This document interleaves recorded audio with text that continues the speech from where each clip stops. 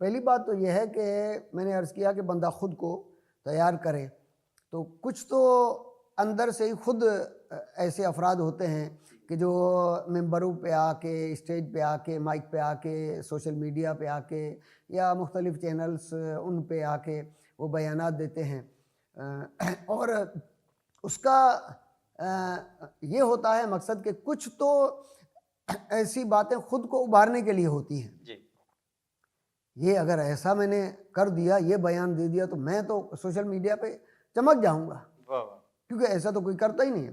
اچھا، اسے بیچارے کو یہ پتہ نہیں ہے کہ آپ تو چمک جائیں گے، لیکن جو آگ پھیلے گی اس کا کیا ہوگا؟ اور کچھ پھر میرے پیچھے بھی کچھ لوگ ہیں کہ جو چاہتے ہیں، یعنی مجھے اعلی کار بناتے ہیں، جو چاہتے ہیں کہ میں اس طریقے کروں اور وہ پردے کے پیچھے ہیں۔ صحیح۔ تو سب سے پہلے تو کسی بھی چیز کے سب سے پہلے، اب مثلا ہم یہاں پر بیٹھے ہوئے ہیں، ٹھیک ہے، تو یہاں پر آنے سے پہلے مجھے ذہن میں یہ رکھنا چاہیے کہ اس گفتگو کے نتائج کیا نکلیں گے، کیا نہیں؟ آیا مثبت ہیں یا منفی ہیں۔ صحیح۔ میں 1 گھنٹہ بولوں، 10 منٹ بولوں، 25 منٹ بولوں، 2 گھنٹے بولوں، تو اس بولنے سے معاشرے کو فائدہ کیا ہوگا؟ ہم بغیر سوچے سمجھے آگے بڑھا دیتے ہیں۔ جی دیکھیں، اب وہ تقاریر، وہ جملے، حتیٰ کہ بغیر ریسرچ کے، میں آپ کو اپنی مثال دوں۔ ایک رات کو میں جو ہے وہ کسی پروگرام سے گھر پہ پہنچا، تو جیسے ہی میں نے موبائل میں فیس بک کھولا اور وہ نیٹ کھولا، تو واٹس ایپ پہ ایک بندے نے ایک حدیث لکھی، صحیح۔ اس میں کتاب کا بھی حوالہ نیچے لکھا ہوا تھا۔ تو میں نے وہ دیکھا، اتفاق سے کیونکہ محرم کا مہینہ تھا تو میری ٹیبل پہ وہاں پر کتاب رکھی ہوئی تھی، وہ کتاب میں نے نکالی۔ پہلے تو میں نے یہ دیکھا کہ یہ کتاب ایک تو جلد والی، پہلی جلد، دوسری، تیسری، صحیح، چوتھی، بالکل۔ وہ کتاب بغیر جلد کے تھی، ایک ہی کتاب تھی اکیلی۔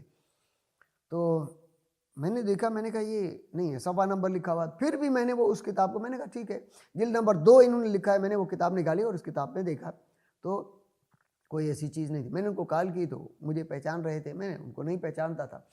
میں نے کہا یہ آپ نے کہاں سے، آپ کے پاس کتاب ہے؟ انہوں نے کہا نہیں۔ صحیح۔ میں نے کہا جلد نمبر 2 ہے تو کتاب کی دوسری جلد ہی نہیں ہے، آپ کو پتہ ہے کہ اس کے مصنف کون ہے؟ کہا نہیں۔ میں نے کہا اس حدیث کا کوئی جو ہے وہ سرا، ابتدا، انتہا کچھ بھی نہیں ہے، آپ برائے مہربانی، کہا مجھے کسی نے بھیجی تھی تو میں نے آگے بھیج دی۔ صحیح۔ ہمارے ہاں یہی ہوتا ہے، آپ دیکھیں کہ بس اس کو فارورڈ کرنا، گروپوں میں چلانا، فیس بک پہ چلانا، یعنی جس نے تقریر کیا آپ اس سے پوچھیں، جی بلکہ اس کو کہیں کہ آپ نے یہ جملے کیوں کہے۔ بالکل۔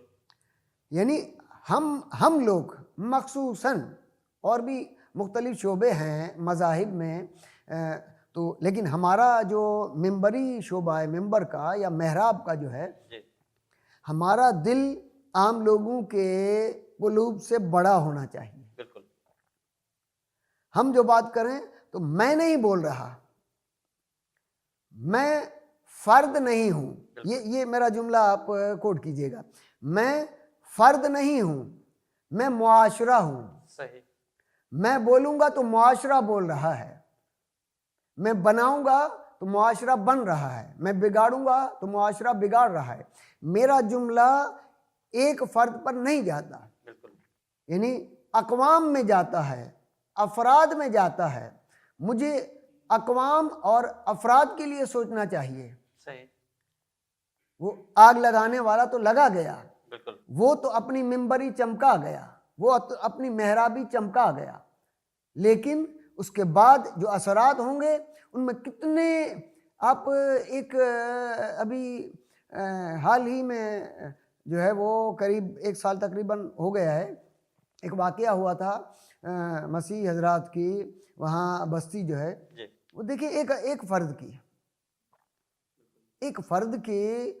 جو ہے نا وہ غلطی، ان میں کتنے جو ہے وہ نقصانات ہوئے۔ تو لہٰذا ہم نتائج پہ نظر رکھیں تو پھر ہم معاشرے کو بہتر بنا سکتے ہیں، امن و سلامتی ہو سکتی ہے اگر میں چاہوں تو، مخصوصاً، یعنی میں سے مراد میں نہیں ہوں،